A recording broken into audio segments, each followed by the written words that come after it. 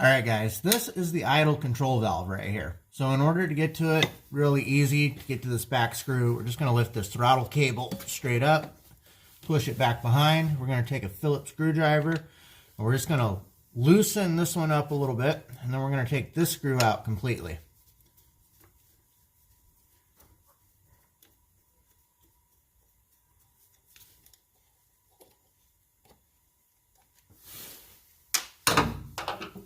And we're just going to slide this plate out of the way, and I'll show you guys what it looks like inside.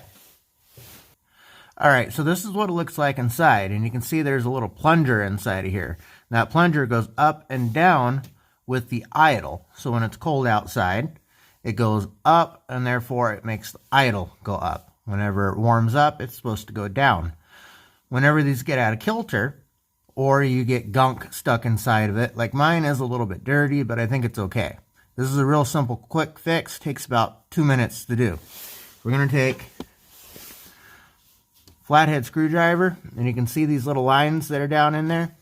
We're just going to stick this right in, and you can spin this around. So we're going to spin that around until it's completely tight.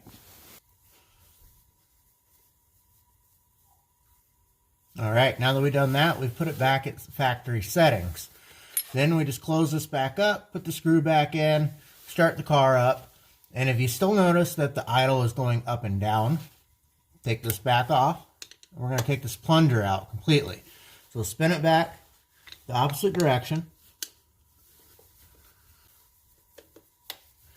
And you're just going to spin this around.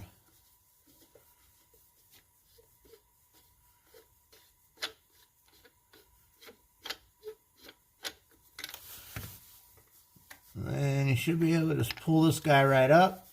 And you can see it's a little gunky on the inside. So we can clean that up. And then just throw it right back in. And that'll make sure that it gets a good seal so this plunger can suck up and down. Alright, so I got this guy cleaned up a little bit. And I put a little bit of fluid on there. I use transmission fluid because it's a really good solvent. And it's got a lot of different properties in it from engine oil. So it'll lubricate for a lot longer for this plunger to stay smooth going up and down. So now we're just going to put it back in, twist it back to the right clockwise, and tighten it all the way down.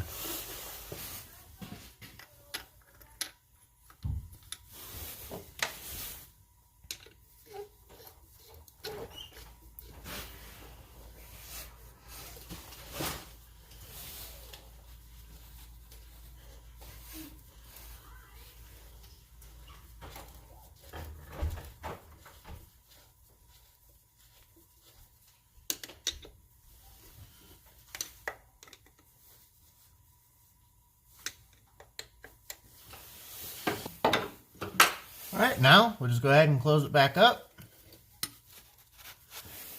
And we'll put this screw back in. We'll go ahead and start the car up and make sure that it idles properly. If for some reason this doesn't fix your issue, you might have a loose connection somewhere, an air leak. Could very well be possible, but this is the best place to start with. And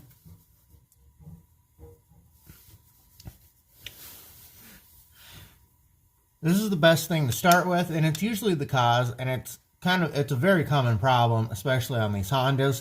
They really haven't changed these much. For quite a few years, they use this exact model.